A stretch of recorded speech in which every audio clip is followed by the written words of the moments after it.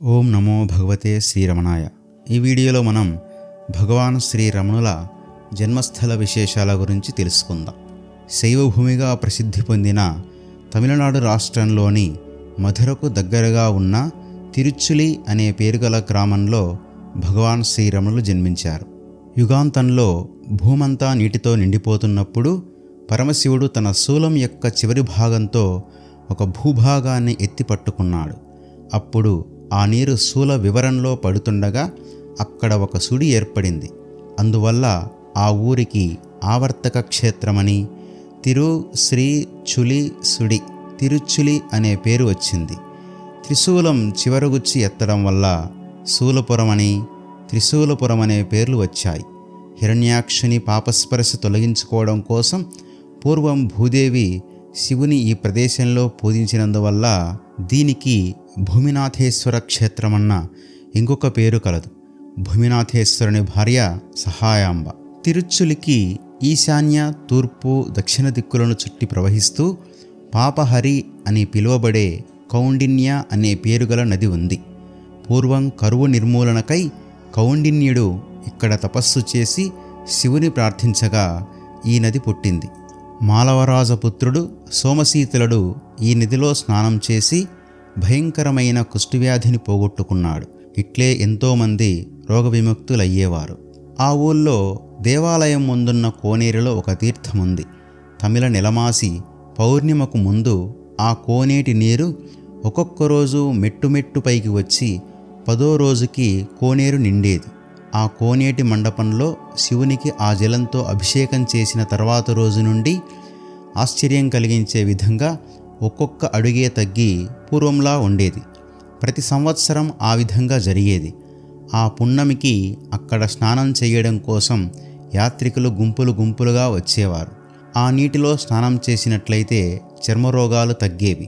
ఆ నీటిలో గంధకం ఉంది. స్నానం చేసిన యాత్రికుల వెండి నగలు నల్లబడేవి. దీన్ని తాము చిన్ననాడు చూశానని భగవాన్ శ్రీరమణులు భావికాలంలో భక్తులకు చెప్పేవారు. తిరుచులిలో ఒక పెద్ద చెరువు ఉంది. ఆ చెరువు మట్టం గ్రామ మట్టం కంటే ఎంతో ఎత్తు. ఆశ్చర్యమేమిటంటే ఎంత నీరు వచ్చినప్పటికీ ఏనాడు ఆ కట్ట తెగలేదు. తిరుచులి కౌండిన్య క్షేత్రం. నది కౌండిన్య. ముఖ్య శిష్యుడు గణపతిముని కౌండిన్యుడు. భగవాన్ పూర్వం జ్ఞాన సంబంధునిగా జన్మించారని భక్తుల విశ్వాసం. జ్ఞాన సంబంధులు కూడా కౌండిన్యుడే. కౌండిన్యులందరూ వాసిష్ఠులే. వశిష్ఠ, శక్తి, పరాశరులు అందరూ అద్వైత గురు పరంపరలోని వారే కదా. ఆ ప్రవరయే స్వామికి జన్మశాఖ. భగవాన్ శ్రీరమణులు కుమారస్వామి అవతారమని శ్రీ కావ్యకంఠ గణపతి ముని తమ దివ్య దృష్టితో దర్శించి ప్రకటించారు. పూర్వం కుమారస్వామి బ్రహ్మ యొక్క సృష్టిని పరిహసించినందున బ్రహ్మ ఆయనను భూమి మీద 3 సార్లు జన్మించమని శపించాడు. కావున పూర్వం ఆయన ఒకసారి కర్మ మార్గాన్ని ప్రతిపాదించిన కుమారుల భట్టుగాను, రెండవసారి భక్తి మార్గాన్ని వ్యాపింపజేసిన జ్ఞాన సంబంధరుగాను, ఇప్పుడు 3వసారి జ్ఞాన మార్గాన్ని ప్రతిపాదించిన భగవాన్ శ్రీ రమణ మహర్షిగాను కుమారస్వామి జన్మించారు.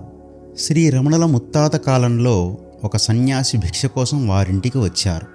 ఆయన చిరాగ్గా, దున్నపోతులా ఉన్నావు, పని చేసుకోరాదా అని కేకలేశాడు.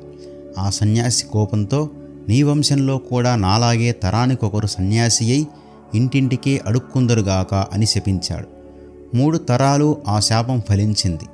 భగవాన్ తాతలలో ఒకరు సన్యాసులయ్యారు. ఆయన పేరు శివానందయోగి. 2వ తరంలో భగవాన్ పెదతండ్రి వెంకటేశ్వర్ 18 సంవత్సరాలకే విరక్తుడయ్యాడు. 3వ తరంలో మన కథానాయకుడు 16 సంవత్సరాల వయస్సులోనే ఇల్లు విడిచి అరుణాచలం వెళ్ళిపోయాడు. ఆ సన్యాసి ఇచ్చిన శాపం మానవాళికి తరుణోపాయం అయింది. లేకపోతే శ్రీరమణుడు పుట్టి ఉండడేమో. ఆనాటి శాప సంఘటనయే శ్రీరమణుల అవతారానికి నాందిగా మనం భావించవచ్చు.